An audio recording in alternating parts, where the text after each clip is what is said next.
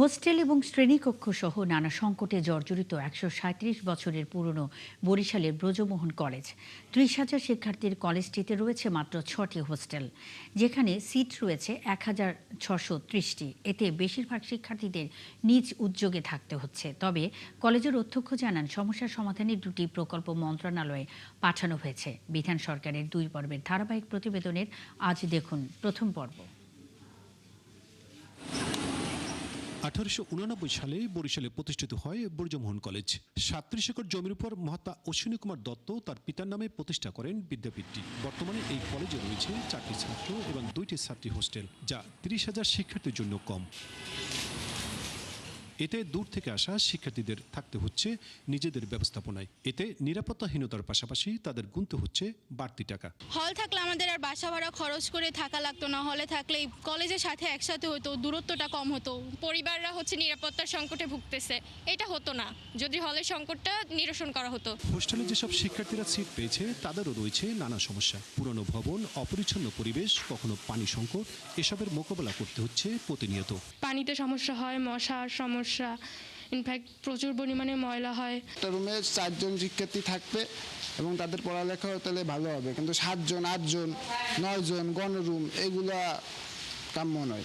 ছাত্র সংগঠনের নেতারা বলেন, শিক্ষার্থীরা তাদের কাছে ভোগান্তির কথা জানিয়েছিল। আবাসন সংকট সহ 5 দফা দাবিতে আন্দোলনও হয়েছে, কিন্তু সমাধান হয়নি। আমরা আশা করি এই অর্থ বছর আসলে আমাদের কলেজ ভালোভাবে বরাদ্দ পাবে এবং যে সংকটগুলো আছে এই সংকটগুলো সমাধান হবে। ক্যাম্পাসের শিক্ষার্থীদের নিয়ে যদি বেশি না নতুল্লাবাদ 3 ঘন্টা আটকে রাখা যায়, তাহলে প্রধানমন্ত্রীর হস্তক্ষেপে এই ক্যাম্পাসে ভবন হবে। তবে কলেজের অধ্যক্ষ জানান, হোস্টেল এবং শ্রেণীকক্ষ সংকটের বিষয়ে দুটি প্রকল্প মন্ত্রণালয়ে পাঠানো হয়েছে। অনুমোদন পেলে সমস্যার সমাধান হবে। 2টা প্রজেক্ট আমি মন্ত্রণালয়ে সাবমিট করেছি। আমি চেষ্টা করছি যে এগুলো আমরা যদি পাশ করে আনতে পারি, তাহলে আমাদের এই যে সংকটগুলো আছে এগুলো সংকটগুলো আর থাকবে না। ব্রজমোহন কলেজের হোস্টেলের শিক্ষার্থীদের জন্য ১,৬৩০টি সিট রয়েছে, যার মধ্যে ছাত্রদের জন্য ৯৩০টি আর ছাত্রীদের জন্য রয়েছে ৭০০ সিট। বিধান সরকার, ৭১, বরিশাল। বরিশালের ব্রজমোহন কলেজের শ্রেণীকক্ষ ও হোস্টেল সংকট নিয়ে বিস্তারিত জানাতে যুক্ত হচ্ছেন সহকর্মী বিধান সরকার।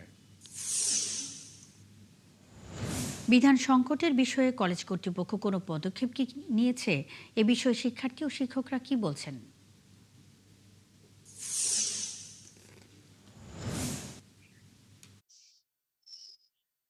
আমি এই যে জীবনানন্দ দাশ ছাত্রাবাসে রয়েছি এবং এই ছাত্রাবাসের যে শিক্ষার্থী, এইবার তো তাদের সাথে কথা বললাম যে এখানে ৫টি আপনার পুরনো একটা টিন শেড ভবন রয়েছে, যে ভবনগুলো অত্যন্ত জরাজীর্ণ অবস্থায় রয়েছে এবং এখানে শিক্ষার্থীরা বলা যায় যে মানবেতর জীবনযাপন করে। এবং তাদের কাছ থেকে যে কথাগুলো শুনতে পেয়েছি, তাদের যে এইখানে আপনার ঠিকমতো বৈদ্যুতিক লাইনগুলো খুব ভয়াবহ অবস্থায় এবং এখান থেকে বৃষ্টি হলে পরেই জল পড়ে এবং এখানে জলাবদ্ধতা তৈরি হয়। এই জলাবদ্ধতা বর্ষা মৌসুমে এটা একটা নিত্য নৈমিত্তিক ঘটনা। একটু মুষলধারে বৃষ্টি হলে এখানে এই হোস্টেলে ছাত্রাবাসে জলাবদ্ধতা তৈরি হয় এবং পানি প্রবেশ করে। এবং এখানে শিক্ষার্থীরা যে কথাগুলো বলছেন যে এখানে যে থাকার মতো পরিবেশ, আসলে এখানে শ্রমিক শ্রেণীও এখানে থাকার মতো যে পরিবেশ এখানে এই হোস্টেলগুলোতে নেই। তো আপনাকে এর আপনার প্রতিবেদনে যেটা বললাম যে এখানে যে সমস্যা, যে শিক্ষার্থী প্রায় ৩০,০০০ প্লাস শিক্ষার্থী এবং সেখানে কিন্তু ২,০০০ ছাত্রাবাসও ছাত্রাবাসে আপনার সিট নেই এবং যার ফলে শিক্ষার্থীরা কিন্তু খুব একটা মানবেতর জীবনযাপনই করে। এবং আপনাকে যদি এই হলটার পরিবেশটা দেখাই, শুধুমাত্র এইখানে জীবন দাস এই যে হলে একটি নতুন হল হয়েছে, সেখানে স৫ শিক্ষার্থী থাকতে পারে, কিন্তু এই যে হলগুলো যেগুলো রয়েছে পুরানো, এখানে কিন্তু আপনার যে থাকে একটা হলে একটা রুমে ৩ জন করে শিক্ষার্থী থাকার কথা, কিন্তু সেখানে থাকছে কিন্তু ৫ জন ৬ জন করে শিক্ষার্থী এখানে থাকতে হচ্ছে। অপরদিকে মেয়েদের জন্য, ছাত্রীদের জন্য যে হোস্টেল যেগুলো রয়েছে, ছাত্রী হোস্টেলে কিন্তু সিট সংকট খুব চরম বা প্রকট এবং যার ফলে শিক্ষার্থীদের কিন্তু বাড়তি পয়সা গুনে তাদের কিন্তু এই পড়ালেখা করতে হচ্ছে। এইখানে ছাত্ররা যে কথাগুলো বলেন হোস্টেলের, তারা বা অধ্যক্ষকে বলেন, কিন্তু অধ্যক্ষ বলছে তাদের ফান্ড নেই এবং যার ফলে এটা পরিচ্ছন্ন করাও জানে।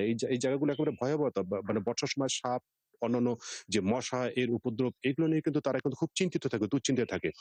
তো সব মিলিয়ে অধ্যক্ষ বলছেন যে তিনি ফান্ড পেলে পরে, যেহেতু প্রায় 150 কোটি টাকার দুটি প্রকল্প তিনি জমা দিয়েছেন মন্ত্রণালয়ে, তিনি ফান্ড পেলে পরে এসব ব্যবস্থা করতে পারবেন। তাছাড়া এই ভবনগুলোর অবস্থা জরাজীর্ণ এবং শিক্ষার্থীদের, বিশেষ করে যারা দূর থেকে আসেন, তাদের এখানে থাকতে তারা সিট পাচ্ছেন না, এবং যার ফলে তাদের বাইরে থাকতে হচ্ছে, এবং বাইরে থাকতে হলে তাদের বাড়তি পয়সা গুনতে হচ্ছে মুন্নি। এই হলো বরিশালের ব্রজমোহন কলেজের ছাত্রাবাসের অবস্থা। বিধান সরকার নিশ্চয়ই এই সংকটের বিষয়ে কলেজ কর্তৃপক্ষ যথাযথ ব্যবস্থা নেবে। দর্শক, বরিশালের ব্রজমোহন কলেজের শ্রেণীকক্ষ ও হোস্টেল সংকট নিয়ে বিস্তারিত জানাতে বিধান সরকার আমাদের সঙ্গে এতক্ষণ যুক্ত ছিলেন।